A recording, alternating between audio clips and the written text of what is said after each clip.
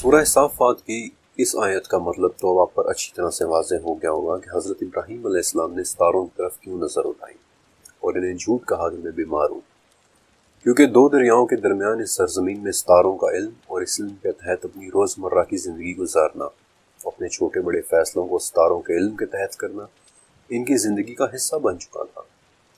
لیکن سوال تو یہ ہے کہ ابراہیم علیہ السلام کو یہ جھوٹ بولنے کی ضرورت ہی کیوں پیش آئی؟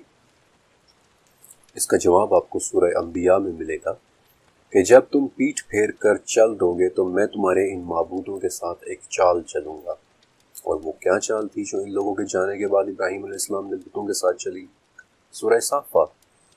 ابراہیم علیہ السلام ان بتوں کے پاس گئے اور ان سے پوچھا کہ تم کھاتے کیوں نہیں؟ تمہیں کیا ہوا ہے کہ تم جواب بھی نہیں دیتے؟ اور پھر وہ واقعہ پیش آیا کہ ابراہیم علیہ السلام نے ان بتوں کو کلہاڑے سے توڑا اور پھر اس کلہاڑے کو سب سے بڑے بت کے اوپر رکھ دیا، اور جب وہ لوگ واپس آئے اور یہ صورتحال دیکھی تو پوچھا کہ ابراہیم یہ تو نے کیا کیا ہے؟ اور جب ابراہیم علیہ السلام نے کہا کہ یہ اس بڑے بت نے کیا ہے تو تم اسی سے ہی پوچھ لو، تو پھر وہ شرمندہ ہو گئے، لیکن پھر بھی انہوں نے ابراہیم علیہ السلام کو آگ میں پھینکنے کا فیصلہ کیا۔ اب اس دوران وہ لوگ کہاں گئے ہوئے تھے کہ ان کی غیر موجودگی میں ابراہیم علیہ السلام نے ان سارے بتوں کو توڑا؟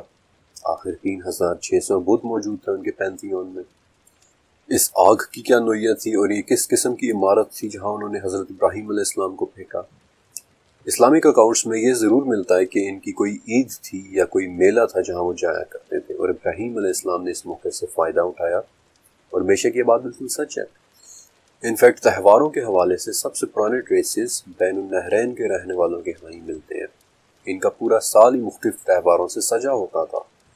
اپنی ریسرچ کے دوران مجھے ان کے ہاں کم سے کم 6 تہوار ملے، پورے چاند کا تہوار، فصل پک جانے کا تہوار، یہاں تک کہ سال کے سب سے لمبے دن یعنی 21 جون کا تہوار، سال کے سب سے چھوٹے دن یعنی 21 دسمبر کا تہوار، ان کے نیو ایئر کا تہوار جو ان کے حساب سے آج کل کے اپریل اور مئی میں بنتا ہے۔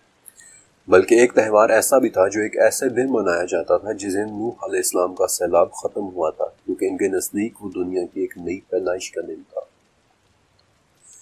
سچ کہوں تو تقریباً ہر مہینے ان کے ہاں کوئی نہ کوئی تہوار ہو رہا ہوتا تھا۔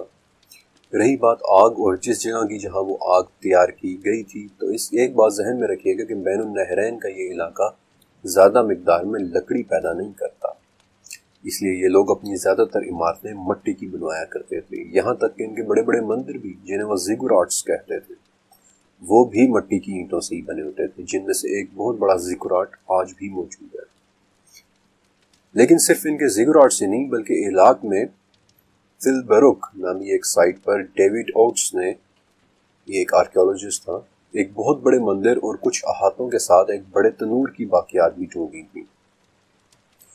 کیا وہ کوئی ایسا ہی بڑا تنور تھا کہ جس میں انہوں نے ابراہیم علیہ السلام کو پھینکا؟ یہ بات اللہ ہی بہتر جانتا ہے۔ لیکن جب انہوں نے ابراہیم علیہ السلام کو آگ میں پھینکا تو اس وقت ان کی زبان پر لا الہ الا انت سبحانک رب العالمین والی تسبیح، اور اللہ نے اس غضبناک آگ سے ابراہیم علیہ السلام کو محفوظ کر دیا تھا، جیسا کہ سورہ انبیاء میں کہ ہم نے کہہ دیا کہ اے آگ تو ٹھنڈی ہو جا اور ابراہیم کے لیے سلامتی کی چیز بن جا۔ حضرت علی بن طالب رضی اللہ عنہ کہتے ہیں کہ اگر اس وقت آگ کو سلامتی کے ساتھ ٹھنڈے ہونے کا حکم نہ دیا جاتا تو وہ آگ اتنی ٹھنڈی ہو جاتی کہ ابراہیم علیہ السلام کو پھر اس کی ٹھنڈک سے تکلیف پہنچتی۔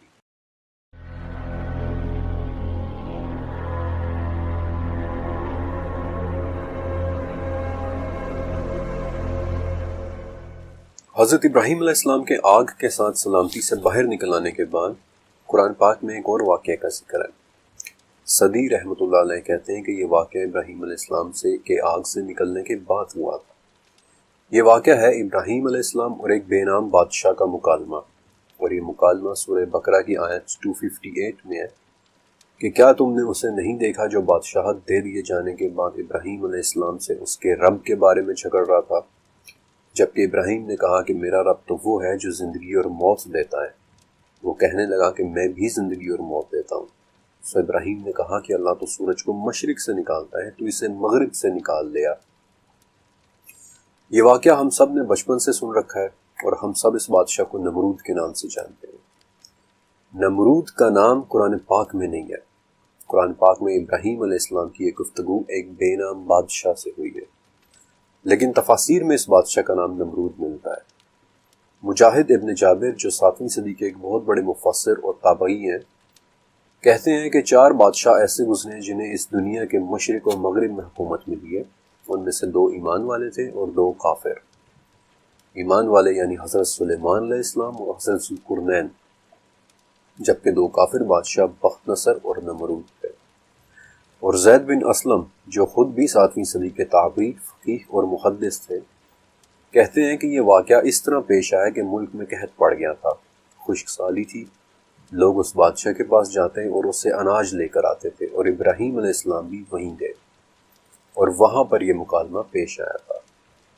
اب یہ قحط والی بات بہت اہم ہے، اس پر میں تھوڑا آگے چل کر بات کروں گا۔ البتہ قرآن پاک کی طرح کسی آرکیولوجیکل ڈیٹا میں نمرود کا نام نہیں ملتا، حتیٰ کہ سومیرین کنگ لسٹ نامی تختی میں بھی نمرود کا نام نہیں ہے، جس میں انہوں نے اپنے 134 بادشاہوں کے بارے میں بڑی تفصیل سے لکھا ہے۔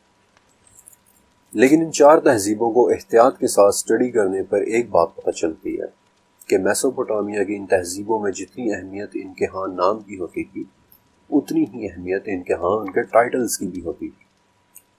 I'll give you an example۔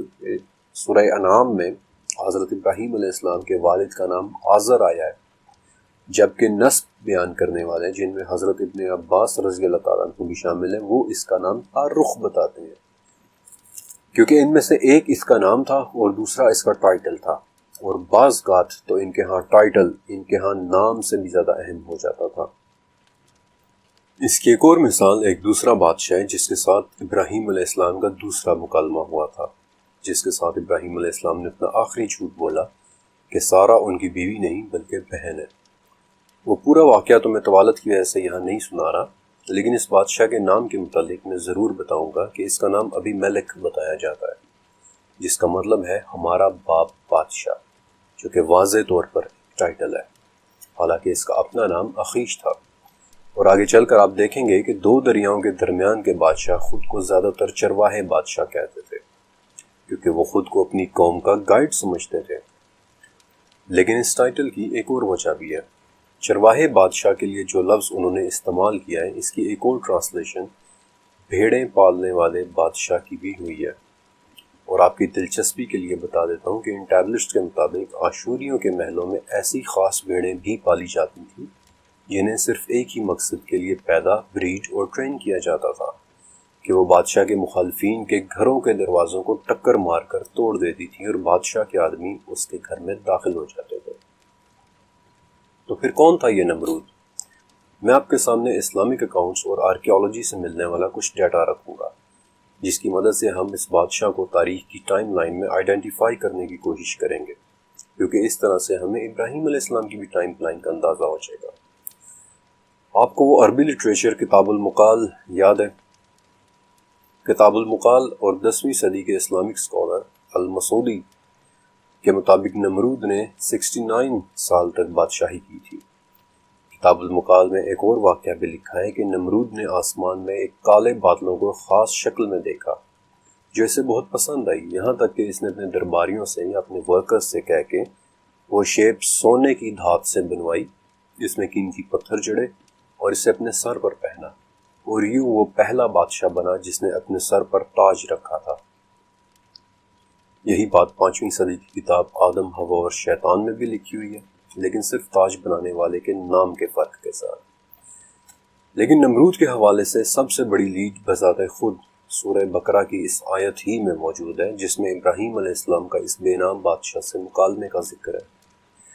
کیا تم نے اسے نہیں دیکھا جو بادشاہت دے دیے جانے کے بعد ابراہیم سے اس کے رب کے بارے میں جھگڑ رہا تھا؟ میں نے آپ کو شروع میں بتایا تھا کہ کوئی نہیں جانتا سمرہ کے لوگ آئے کہاں سے تھے۔ ہمارے پاس ان کے شروع کے 2000 سال کی کوئی تاریخ نہیں ہے، لیکن اگر کسی بادشاہ نے سمرہ پر قبضہ کر کے حقیقی بادشاہت حاصل کی تو وہ 4400 سال پہلے گزرا سارگن آف آکیڈیا تھا۔ ٹیبلٹ سے ہمیں پتہ چلتا ہے کہ اس نے فرات کے کنارے اپنے بڑے بڑے مجسمے بھی کھڑے کروائے تھے، اور وہ پہلا بادشاہ تھا جس نے خود اپنے لیے لارڈ آف دی 4 کوارٹرز کا ٹائٹل استعمال کیا تھا، یا پھر دوسرے الفاظ میں 4 کونوں کا بادشاہ. اور ایک طرح سے اس وقت وہ 4 کونوں کا بادشاہ تھا بھی. شمال میں آکیریا، جنوب میں سمرہ، مشرق میں ایلام یعنی کہ قدیم ایران، اور مغرب میں آج کا ترکی. یہ وہ بادشاہ تھا جس پر ریسرچ کے دوران مجھے اس کی بادشاہت آج کے دبئی اور ابوظہبی تک پھیلے ہونے کے بھی شواہد ملے. کیونکہ ایک وقت ایسا آیا تھا کہ سارگن آف آکیریا کے خلاف 32 بادشاہوں نے بغاوت کی تھی، اور اس وقت آج کے یو اے ای اور عمان اس کی بادشاہت سے واپس چھن گئے تھے. آپ کو آیت کے الفاظ یاد ہیں کہ ایک ایسا بادشاہ جو بادشاہت دے دیے جانے کے بعد ابراہیم سے اس کے رب کے بارے میں جھگڑ رہا تھا. اب دیکھا جائے تو صحیح معنوں میں سارگن آف آکیریا ہی وہ بادشاہ تھا کہ جسے واقعی ایک بڑی بادشاہت ملی تھی. اور اگر کتاب المقال کا وہ واقعہ سچ ہے کہ جہاں نمرود نے بادلوں کو دیکھ کر اپنا تاج بنوایا اور تاج پہننے والا پہلا بادشاہ بنا، تب بھی سارگن ہی وہ شخص تھا کہ جسے تاج والی حقیقی بادشاہت ملی، کیونکہ سارگن آف آکیریا کے تاج کا ذکر ہمارے پاس تختیوں کی صورت میں موجود ہے. اس کے پوتے نرم سین نے تو اپنا آفیشیل ٹائٹل ہی الوا گالے رکھا ہوا تھا، یعنی کہ آکیریا کا الہ یا آکیریا کا خدا. بلکہ ملنے والی ایک ٹیبلٹ پر لکھا ہوا ہے کہ نرم سین آکیریا کا طاقتور خدا، 4 کونوں کا بادشاہ، یہ تختی لکھنے والا تمہارا غلام ہے. سارگن آف آکیریا کی پرشین گلف سے لے کر میڈیٹرینین تک حکومت، سائز اور جو ٹیبلٹس اس کی سلطنت کے متعلق لکھی گئی ہیں، انہیں پڑھ کر یوں لگتا ہے کہ جیسے وہ اپنے آپ کو آسمان کے نیچے کی تمام زمین یا مشرق سے لے کر مغرب تک کا بادشاہ کہلواتا تھا. اور ایک ٹیبلٹ میں تو سارگن آف آکیریا نے خود اپنا ٹائٹل رکھا ہوا ہے سر کی ساتھی، یعنی کائنات کا بادشاہ. پھر ایک تختی پر لکھا ہوا ہے کہ سارگن جو کیش کا بادشاہ تھا، اس نے 34 لڑائیاں لڑی اور سمندروں کے کنارے تک گیا. اس نے میلوہا سے جہاز بنوائی یعنی کہ آج کا سندھ، اور سیدار کے جنگل یعنی ترکی تک گیا، اور مگان کے تانبے کی کانوں تک گیا، اور اردن کے چاندی کے پہاڑوں یعنی کہ یمن اور جارڈن کی سلور مائنز تک گیا. ایک مرتبہ پھر سے میں چاہتا ہوں کہ آپ سورہ بقرہ کی اس آیت پر غور کریں. جب ابراہیم نے اس بادشاہ سے کہا کہ میرا رب تو وہ ہے جو زندگی اور موت دیتا ہے، تو وہ کہنے لگا کہ میں بھی زندگی اور موت دیتا ہوں. تفسیر ابن جریر میں لکھا ہوا ہے کہ ابراہیم علیہ السلام کی یہ بات سن کر بادشاہ نے 2 ایسے قیدیوں کو بلوا لیا تھا جنہیں پہلے ہی سے سزائے موت دی جا چکی تھی، لیکن بادشاہ نے ایک کی سزائے موت قائم رکھی اور دوسرے کی سزائے موت معاف کر دی، اور اس طرح اس نے کہہ دیا کہ میں بھی زندگی اور موت دیتا ہوں. اب عجیب حیرت کی بات ہے کہ سمرہ، آکیریا اور بیبلونیا کی بادشاہوں پر اپنی ریسرچ کے دوران مجھے وضاحت کے ساتھ اگر کوئی ایسا بادشاہ ملا جو قیدی رکھنے کا شوقین ہو تو وہ یہی سارگن آف آکیریا ہی تھا. اور اس بات کی ایک وجہ بھی تھی کہ سارگن آف آکیریا کو بادشاہت سمرہ کو گرانے کے بعد ملی تھی، اور اس طرح اس کے پاس سومیرینز کی ایک بڑی تعداد قیدی بن کر موجود تھی. اور دوسرا یہ کہ سارگن آف آکیریا ہی وہ بادشاہ تھا جس کی تختیوں میں قیدیوں کے قیدی بنائے جانے کی پوری تصاویر تک ریلیف کی گئی ہے.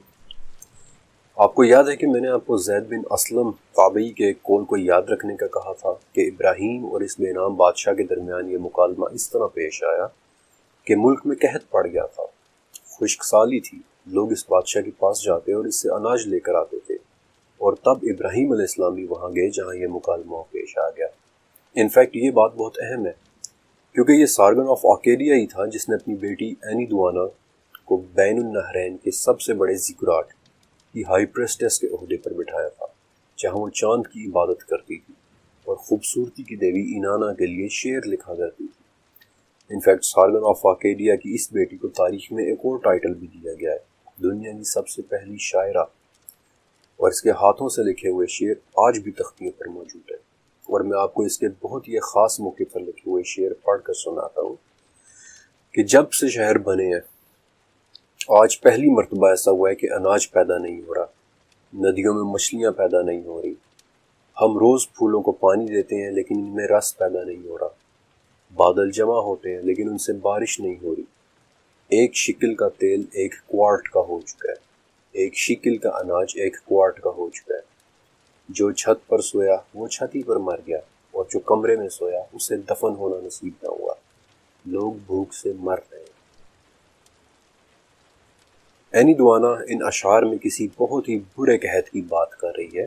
اب کیا یہ وہی قحط تھا جس کے دوران ابراہیم علیہ السلام اور اس بے نام بادشاہ کا مکالمہ ہوا؟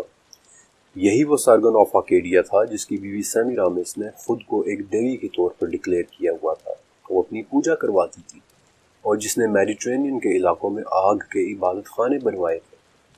وہ لوگ آگ کو بھی پوجتے تھے، تو کیا اسی لیے انہوں نے ابراہیم علیہ السلام کو آگ میں پھینکا؟ ان سب باتوں کے جواب اللہ ہی بہتر جانتا ہے۔ میں آپ کے سامنے صرف وہ لیڈز رکھ رہا ہوں جن سے لگتا یہی ہے کہ شاید وہ سارگن آف آکیڈیا ہی تھا جس کا ٹائٹل نمرود تھا۔ لیکن آکیڈیا کے متعلق شاید سب سے عجیب بات تو بھی میں نے آپ کو بتائی نہیں۔ 2 دریاؤں کے درمیان اس سرزمین میں 4 بڑی تہذیبیں گزری ہیں۔ آکیڈیا نامی اس تہذیب کا سب سے بڑا شہر بھی آکیڈیا ہی تھا، اور یہی وہ شہر تھا جو واحد شہر ہے کہ جو ایکچولی تباہ ہوا، لیکن آرکیولوجی میں اس کا نام و نشان تک نہیں ملا۔ عراق میں 4000 سالوں کی تاریخ میں یہ وہ واحد شہر ہے جو صفحہ ہستی سے ہی مٹ گیا۔ ہمیں اس کی ایگزسٹنس کے متعلق صرف اس طرح پتہ چلتا ہے کیونکہ اس کا نام عراق سے ملنے والی 7000 تختیوں میں لکھا ہوا ہے، لیکن بہت کوششوں کے باوجود آج تک آکیڈیا کا شہر مل نہیں سکا، اور صرف ایک اندازہ ہے کہ یہ آج کے بغداد کے قریب واقع تھا۔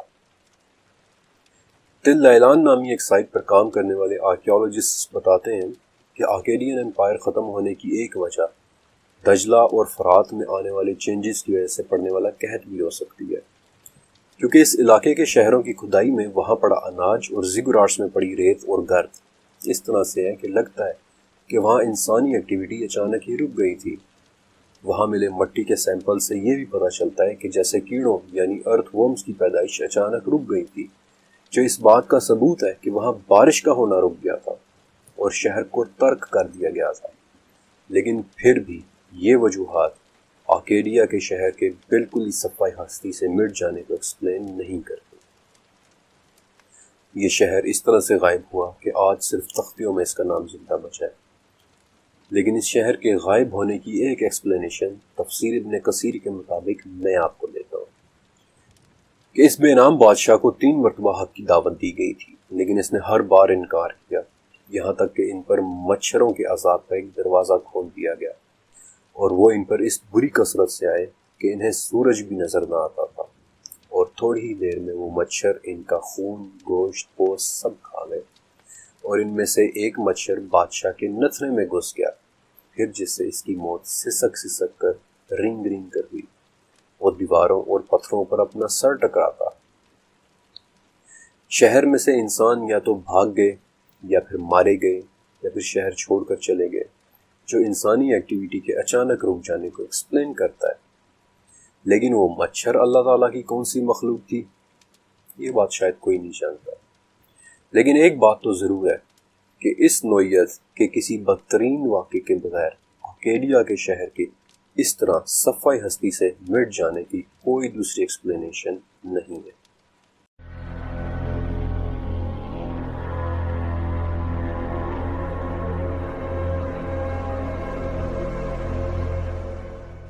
میں جانتا ہوں کہ آپ میں سے بہت سے لوگ یہ سوچ رہے ہوں گے کہ 2 دریاؤں کے درمیان اس سرزمین میں رہنے والوں نے اگر واقعی اتنی بڑی بڑی اچیومنٹس کی تھی، اگر سمرہ کے رہنے والوں نے میتھمیٹکس کی اتنی ریفائنڈ شکل دریافت کر لی تھی کہ وہ ستاروں کی چال کو میتھمیٹکلی پریڈکٹ کر رہے تھے، اگر آکیڈیا، آسیریا اور بیبلونیا کے رہنے والے ستاروں کے علم سے اتنی کانفیڈنٹ پیشن گوئیاں کر رہے تھے کہ ایک سیلاب آئے گا کہ جو باڑ کو توڑ دے گا، اور تب بادشاہ کو چاہیے کہ وہ مجھے خط لکھے، یا پھر نمرود کے ستارہ شناسوں نے اسے ایک ایسے بچے کی پیدائش کا بتایا کہ جو ان کے مذہب کا خاتمہ کر دے گا، تو پھر آج یہ سارا علم کہاں ہے؟ اس علم کا کیا ہوا؟ شاید یہ جان کر آپ حیران رہ جائیں۔ 1792 میں فرانس کے ایک ایسٹرونومر پیئر جوزف ڈی بیچم نے عراق وزٹ کیا تھا۔ وہ بابل بھی گیا، اس نے وہاں ایسٹرونومی یعنی ستاروں کی سٹڈی سے متعلق کچھ باتیں آبزرو کی، اور وہ باتیں اس نے اپنی ڈائری میں لکھی۔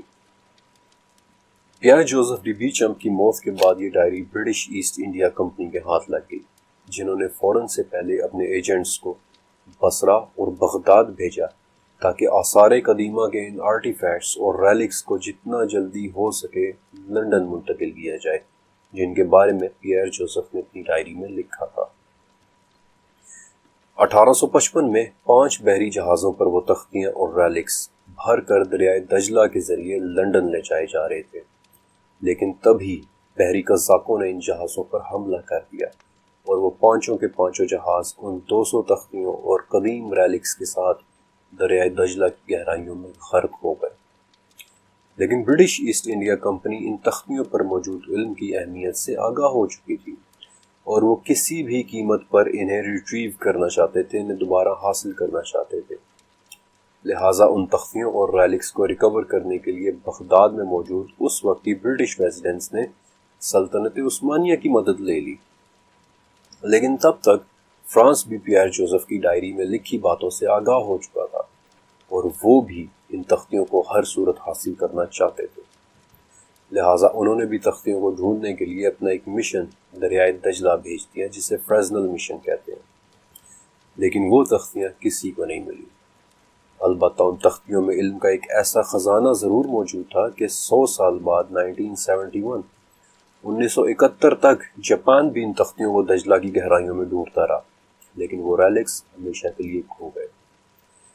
وہ قزاق کون تھے اور وہ تختیاں کہاں گئیں؟ میرا ذاتی خیال ہے کہ وہ کسی قسم کے محافظ تھے جو یا تو دنیا کے خطرے سے ان علوم کے خزانے کی حفاظت کر رہے تھے یا پھر ان علوم کے خطرے سے دنیا کی حفاظت کر رہے تھے کہ وہ کبھی دنیا تک نہ پہنچے۔ شاید اسی لیے انہوں نے تختیوں سے بھرے 5 جہازوں کو دجلہ میں غرق کر دیا جو آج تک نہیں مل سکیں۔ ان قزاقوں کو پھر دوبارہ کبھی کسی نے نہیں دیکھا۔ دجلہ کی وہ تختیاں تو شاید ہمیشہ کے لیے کھو گئیں، لیکن عراق کی زمین پر مزید تختیوں اور ان پر موجود علوم کے لیے لڑائی جاری رہی۔ 1899 میں جرمنی نے ٹیمپل آف مردوک میں کھدائی شروع کی اور جو سیمپلز ملتے گئے انہیں دھڑا دھڑ جرمنی بھیجنا شروع کیا جانے لگا۔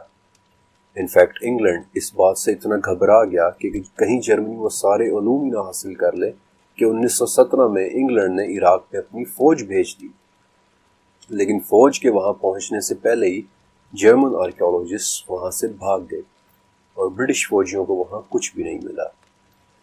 لیکن میں آپ کو اس سے بھی زیادہ حیرت کی ایک بات بتاتا ہوں کہ اس چیپٹر کے اندر میں نے آپ کو ان تختیوں سے ملنے والا جو بھی ڈیٹا بتایا ہے وہ 1987 سے پہلے کا ہے، جو ٹرانسلیٹ کرنے کے بعد پبلک کے لیے پبلش کیا گیا تھا۔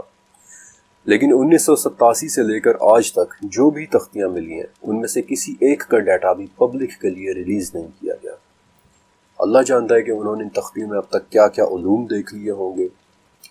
یہ بات آپ سب جانتے ہیں کہ صدام حسین نے آرکیولوجیکل ریسٹوریشن آف بیبلون نام سے ایک پروجیکٹ شروع کیا تھا، جس میں انہوں نے بخت نصر کا 250 کمروں والا محل، اس کا سب سے بڑا زیگوراٹ، ایک میوزیم اور بابل کے مشہور ہینگنگ گارڈنز بنوانے تھے، جن کے متعلق میں آپ کو 17ویں چیپٹر میں بتاؤں گا۔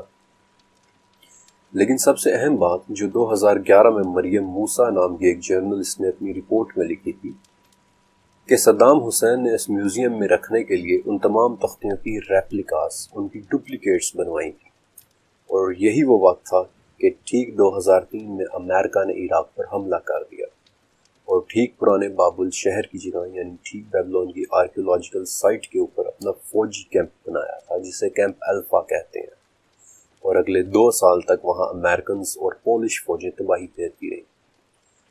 ان لوگوں نے تختیوں کی جو ریپلیکاز بنوائی تھیں انہیں 2 میوزیمز کو اور ایک لائبریری کو تباہ کر دیا، اور پھر 2005 میں اسے ناقابل بیان حد تک بیونڈ ریپیئر حالت میں عراق کے اسٹیٹ بورڈ آف ہیریٹیج کے حوالے کر دیا۔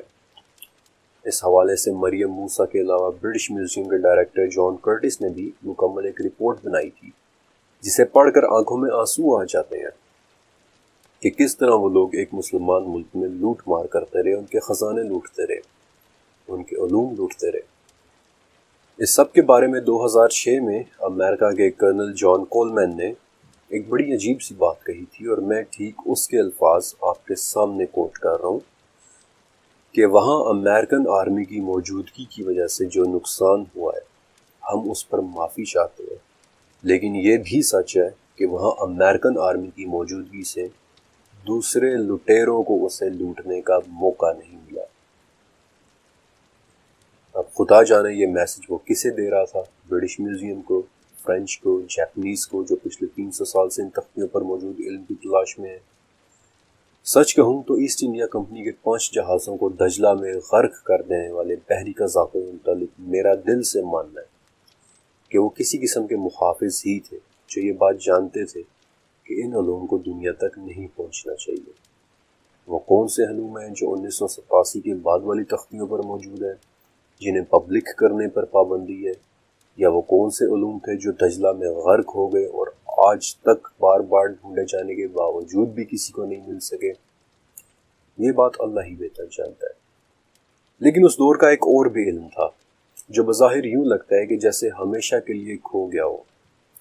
ان تختیوں پر موجود علم سے کہیں زیادہ عزت والا بابرکت علم حضرت ابراہیم علیہ السلام کے صحیفے، جو قدیم ترین آسمانی صحیفوں میں سے ایک تھے، جن کا ذکر سورہ اعلیٰ اور سورہ نجم دونوں میں ہے، اور سورہ فاطر اور آل عمران دونوں میں تقریباً ایک ہی جیسی آیت ہے کہ جس میں معجزات اور صحیفوں کے علاوہ ایک اور چیز کا ذکر ہے، کتاب المنیر۔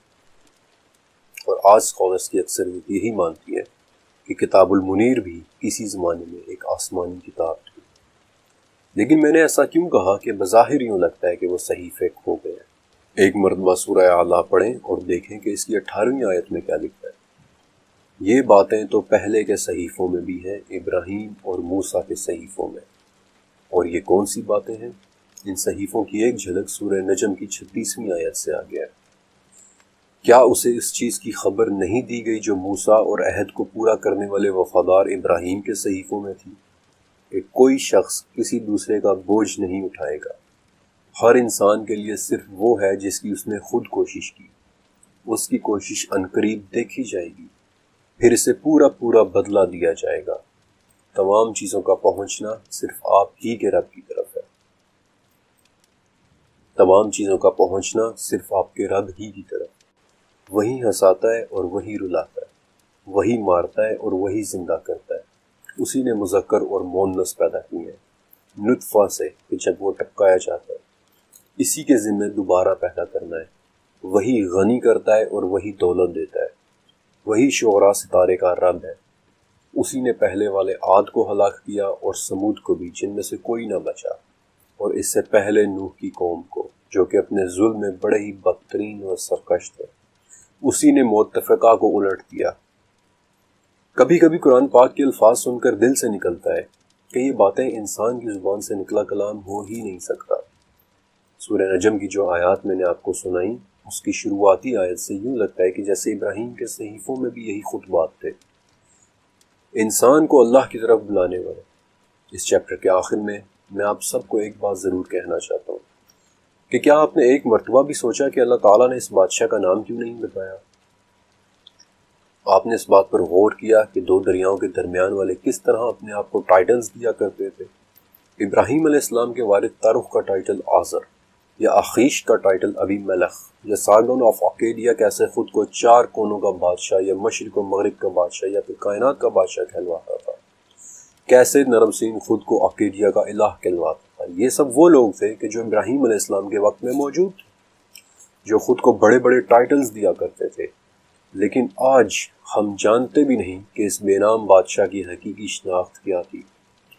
اللہ تعالیٰ نے اسے بے نام کر کے تاریخ میں ایسا بے نام کر دیا کہ جو خود کو آسمان کے نیچے کی زمین میں مشرق و مغرب کا مالک کہا کرتا تھا، اس کا نام کسی ایک بھی تختی میں یقین کے ساتھ موجود ہی نہیں ہے۔ لیکن ان سب کے مقابلے میں اللہ تعالیٰ نے بھی ابراہیم علیہ السلام کو ایک ٹائٹل دیا، وہ ٹائٹل جو سورہ نساء کی 125ویں آیت میں ہے، وَاتَّخَذَ اللَّهُ إِبْرَاهِيمَ خَلِيلًا۔ اللہ نے ابراہیم کو اپنا دوست بنا دیا، اور جنہیں اللہ تعالیٰ نے اپنا دوست بنا لیا، آج دنیا کی 30 قومیں اپنی جینیولوجی ٹریس کر کے انہی سے جا ملتی ہیں۔